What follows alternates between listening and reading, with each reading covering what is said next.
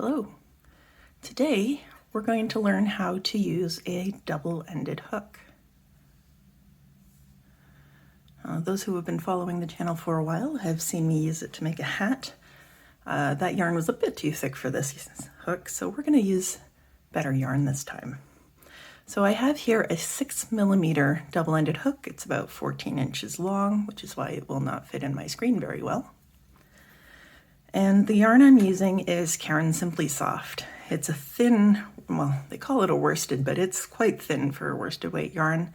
And I find it works very well with the 6mm hook. If you are doing this at home, the important part for you is to make sure that your hook is a couple sizes too big for the yarn. So think of the hook that you would normally use with the yarn you're going to go with and go up a size or two. You'll want to swatch to know for sure.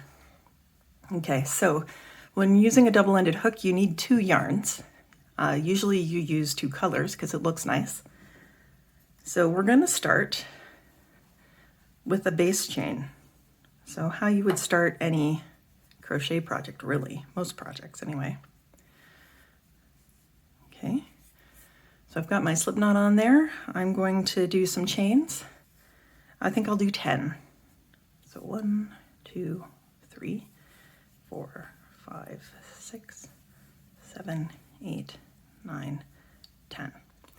Now, you want to do as many chains as you want stitches, because in Tunisian crochet, which this basically is, the loop that's on my hook right now counts as a stitch. All right, so I'm going to work into the back.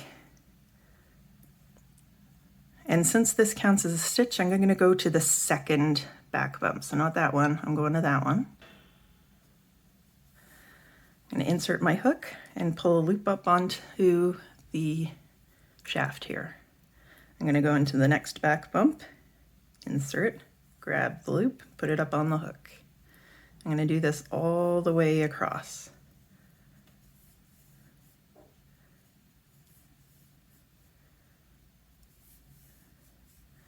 Those of you who have done Tunisian crochet are probably watching this going, yeah.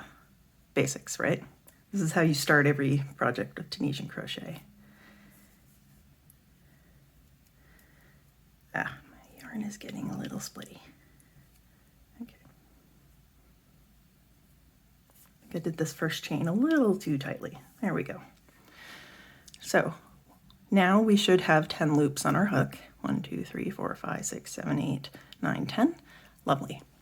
This is where it differs from Tunisian crochet, and that now that we have these stitches on our hook, we're going to push them down to the other side, okay, and turn.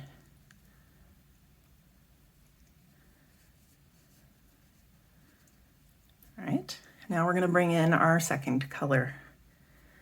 So just fold it onto your hook, leave a length that you can leave in later, pull through one loop. All right, now we're going to yarn over, pull through two. We're going to repeat that instruction until we've worked all of the loops off. So yarn over, pull through two, yarn over, pull through two, all the way across. Now, when you get close to the end here, I find this loop gets too big, so I like to give it a little tug. You don't want it tight. And then I hold the end under my thumb just to stop it from getting too big. I'm going to keep going until I reach the end. Okay, so this is what we have now.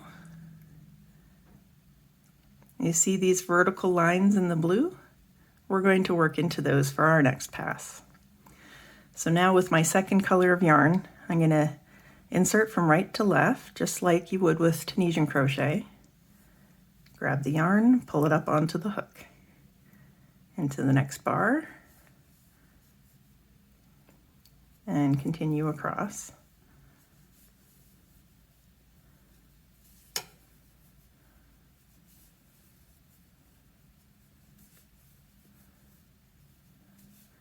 And we have one left. Now when I work into this last stitch, I like to, instead of going under this bar here, I go under these two bars of the white instead. I find it makes a nicer edge. But if you're finding that too tricky, just go under the bar like usual. You can work on prettying that up at a later date. Okay, so now we should have 10 stitches again. 9, 10, lovely. All right, so now that we have all of the loops on our hook, we're going to push it down to the other end and turn. All right, now we're going to pick up our first color again and work the loops off. So you're going to yarn over and pull through 1, and then yarn over, pull through 2, all the way across.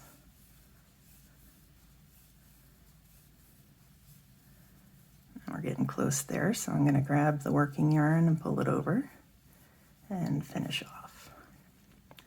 So now we have white vertical bars to work into. So again, counting this as a stitch, so we're not going to go into this loop, we want to go into the next one. Go from right to left, grab the yarn and pull it onto the hook. And do that all the way across.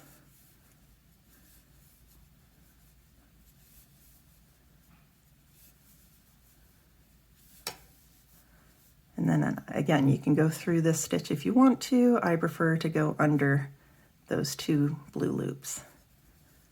I just find it makes a nicer edging.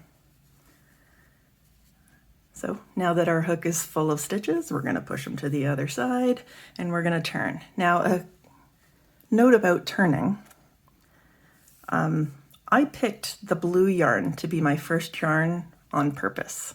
It's for a few reasons, but the one that is important here is that I'm going to keep this yarn towards me at all time. Every time I turn the hook, it's always going to be on my side. And I do that, I always make sure it's the dark yarn, or if I'm using a solid and a variegated, I make sure it's the solid yarn. It's just a good rule of thumb so you don't get your ends tangled. So I'm going to turn like this to keep the blue towards me. I'm going to grab my white yarn.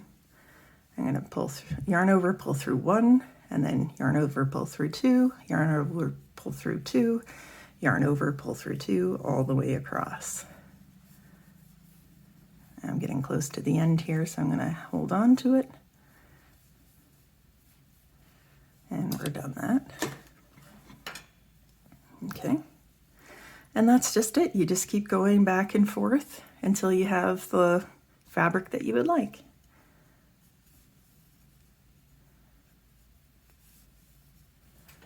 All right, so I've worked a bunch of rows, and you can see the sort of fabric that you end up getting. This is the white side, and then this would be the blue side.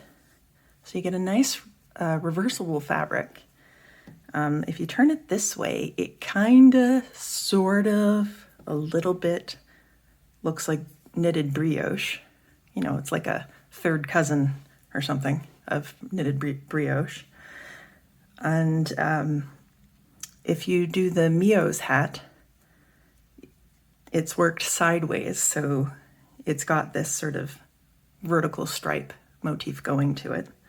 The link to that pattern is in the description. It's free.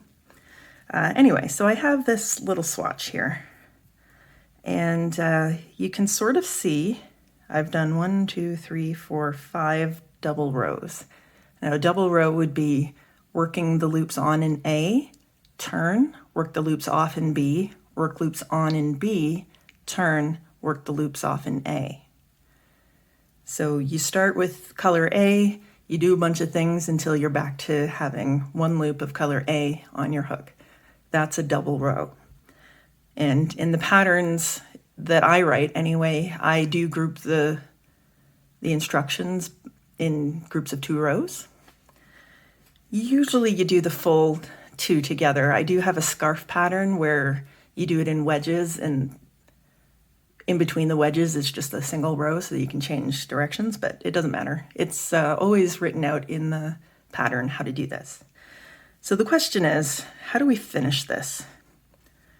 You can see at the top here, it doesn't look as nice as the rest. Like this is a nice dense fabric, but here you can see my table through the back. So it doesn't match at all. So how do I finish this? Now if I was doing a bigger project, I would actually bring in a regular 6mm hook, just because it's a little easier to work with, but let's just use the hook we have out. I've got color A on my hook now. I like to finish with color A because then it'll match this sort of blue chain along the bottom, because we're basically putting a chain along the top. So you could chain one. I'm not going to here because it doesn't matter, but you might find chaining one first makes it look nice. You do you. So I'm going to insert the hook the way I have been all along. I'm going to pull the loop through, but I'm also going to pull it through the loop that's on my hook. So that's a slip stitch. Do that again. We'll go under the next bar, grab the yarn, pull it all the way through. And I'm just going to do that all the way across.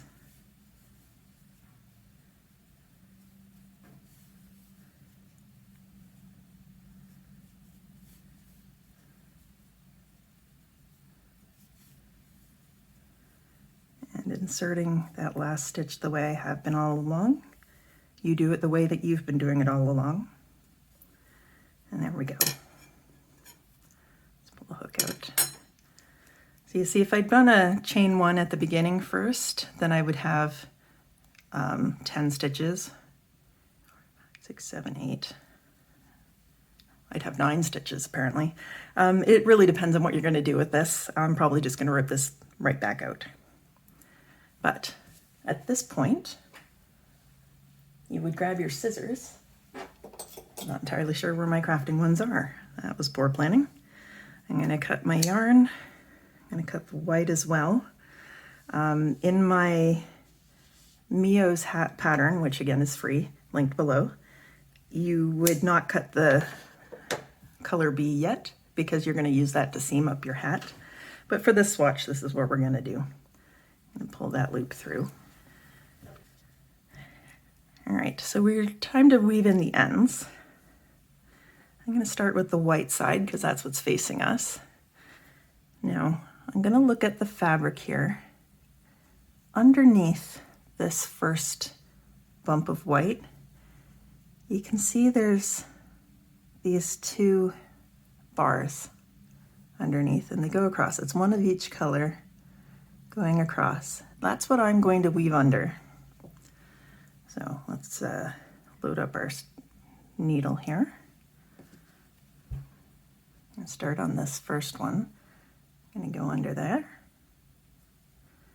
Under the next one. I'm just going to keep going across for at least an inch, maybe 1.5 inches. Pull the yarn through. Now I'm going to work back. I'm going to, see I've come out here, I'm going to skip this so that I don't just pull out what I've just done. I'm going to go back under and I'm going to try to stab my needle through the end that I've already woven in. A couple of times if you can. And for most yarns, that'll be good enough. This is quite a slippery yarn though, so I would probably follow this bar down, go under there, and then go across. Oh, we're going to go through these, and then find these 2 legs again to weave under. For this, because it's a slippery yarn. If you're using something a little more grabby, once across and back is probably enough. You do the same thing on the blue side here. I'm going to go from where I ended. Okay, so those bars are under the ridge of blue, under the double ridge of blue there. See them? There's one there. I'm going to go under like this. Across. Okay. When you pull the yarn through, you might pull it too tightly, so make sure you sort of do this. You don't want it to pucker your fabric.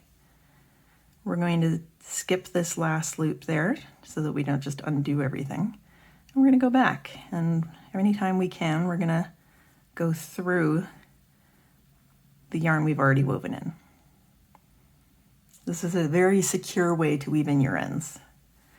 And again, because this is a slippery yarn, I'd probably go down and go across another row, just to be really sure. And that's it. That's how you do crochet with a double-ended hook. It all uses Tunisian crochet stitches, and playing with those can be quite fun. It's a nice thick fabric, so it's excellent for winter hats and scarves and mittens, slippers, blankets. It can look beautiful in blankets. In fact, I recommend you play with different Tunisian crochet stitches you might know. Make squares or strips and sew them together. The easy way to sew these things together is you've got these loops on the side. I would probably skip these white loops because it's only one and go under the blue somehow to join it together. But whatever join you use, it'll dictate what you're doing. You'll probably have to go under these just to have enough stitches across. But play with it and see how you like it. In the description below, you'll find a free pattern for a hat called Mio's hat that uses this technique. It's made sideways and then seamed up. It's hard to show with this tiny little swatch, but yeah, there's some very simple shaping to make the crown of the hat. And yeah, there's also going to be a link to a pattern for a scarf.